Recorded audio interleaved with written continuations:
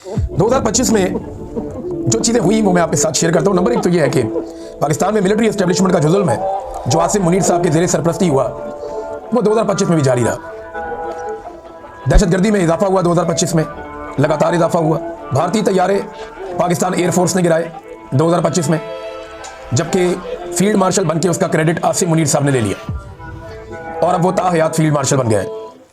आईनी तरमीम की गई 2025 में, एक और 27वीं आईनी तरमीम जो मिलिट्री एस्टेब्लिशमेंट ने करवाई ज़बरदस्ती, और इसके ज़रिए से फील्ड मार्शल आसिम मुनीर ने इस्तिस्ना भी ले लिया और ये ताहयात इस्तिस्ना है। और ना सिर्फ इस्तिस्ना लिया बल्कि उसके बाद उन्होंने एक और एक्सटेंशन लेकर अपनी मुद्दत मुलाजमत को 5 साल के लिए मजीद बढ़ा भी दिया। ये वो चीज़ें हैं जो आसिम मुनीर साहब से रिलेटेड है। फौज ने अमली तौर पर भरपूर सियासत की 2025 में। DGSPR आए, बार बार प्रेस कॉन्फ्रेंस करते रहे, सियासी प्रेस कॉन्फ्रेंस की, सियासी बयान दिए, बार बार उन्होंने ये किया 2025 में। ख्वाजा आसिफ और PMLN के बाकी लोग इस अमल की तारीफ भी करते रहे। वो ये कहते रहे बड़ी अच्छी बात है, ऐसा सिस्टम होना चाहिए जहां पे फौज इंतजामी मामलात में, हुकूमती मामलात में और सियासी मामलात में मुदाखलत करे। ये होता रहा 2025 में। फिर 2025 में कई सहाफ़ियों की नौकरियां चली गई, बहुत सारे सहाफ़ियों के मुकदमात उनके ऊपर दर्ज हुए, 5 सहाफ़ी कत्ल हुए, बहुत सारे गिरफ्तार हुए 2025 में। प्रोग्राम्स बंद हो गए सहाफ़ियों के। अभी 2025 के आखिरी दिन तक सोराब बरकत साहब जो है वो जेल में बंद।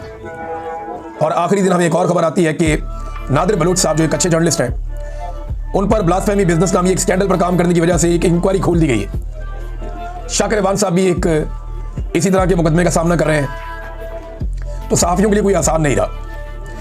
फील्ड मार्शल और शहबाज शरीफ साहब ने खुशामद कर करके ट्रंप से बेहतरीन ताल्लुकात बनाए 2025 में, जिसके बाद पाकिस्तानियों की यह उम्मीद भी कमजोर पड़ गई कि अमेरिका पाकिस्तान में इंसानी हकूक की खिलाफ वर्जियों पर किसी किस्म की कोई आवाज़ उठाएगा।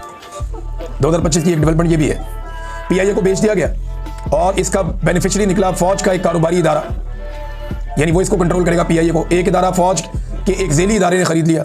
PIA गया, एक बड़ी लंबी तारीख थी PIA की, कई दहाइयों की, एक दौर में नफा कमाता था, फिर ये करप्ट सियासतदानों के और जर्नलों के हाथ में चढ़ गया, बर्बाद कर दिया इदारा। और अब फौजी जर्नलों ने जो इदारे बनाए हुए हैं कमाई के लिए, उनमें से एक इदारे ने इसे खरीद लिया। और साल के आखिरी दिन ये भी खबर आई कि पाकिस्तान की शिपिंग कॉर्पोरेशन भी फौजी कारोबारी इदारे NLC के कंट्रोल में चली गई। ये भी हुआ।